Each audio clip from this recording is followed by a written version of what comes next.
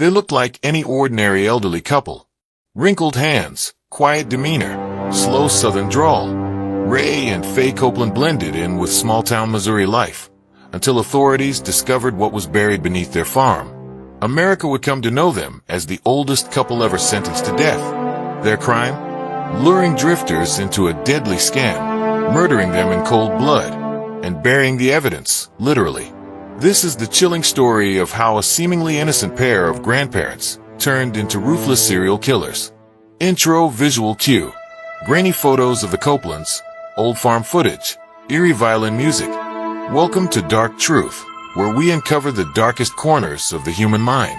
Today, we explore the twisted legacy of Ray and Faye Copeland, and how the deadliest grandma and grandpa in America fooled everyone, until it was too late.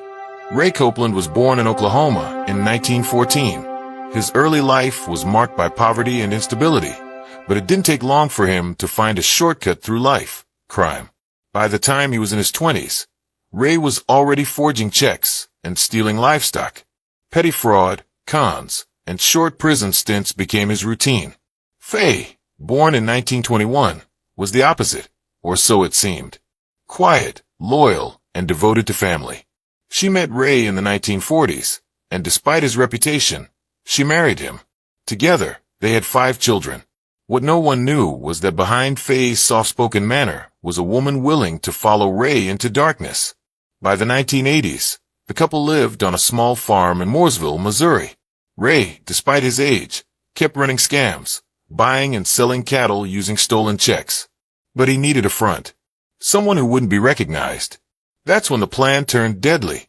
Ray began hiring drifters and transients from homeless shelters and soup kitchens, offering them room and board in exchange for helping him with farm work. These men had no family, no paper trail, and no one looking for them. He'd use their identities to write fake checks, buy cattle, and disappear before the fraud was detected. When he was done with them, the men vanished. One by one. Some were shot in the head.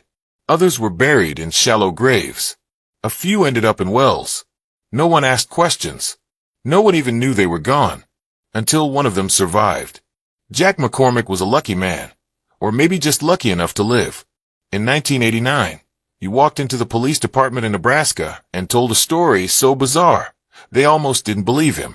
He said Ray Copeland had hired him, tried to involve him in a scam, and then took him to a remote barn to kill him. But Jack escaped. And he remembered something crucial, where Ray had taken the others. Authorities obtained a search warrant for the Copeland farm. What they found was horrifying. Part 4. The Discovery, a Farm of Death. The search team found bones, lots of them, buried in shallow graves and old wells, scattered across the property. Forensic analysis confirmed what they feared: 5 bodies. All men. All shot in the back of the head, with the same weapon. Inside the farmhouse, they found a disturbing ledger, handwritten lists of names with X marks next to some of them. Faye claimed she had no idea what the list meant, but investigators believed otherwise. The ledger, along with physical evidence and Jack McCormick's testimony, formed the backbone of the prosecution's case. Ray and Faye were arrested and charged with multiple counts of murder.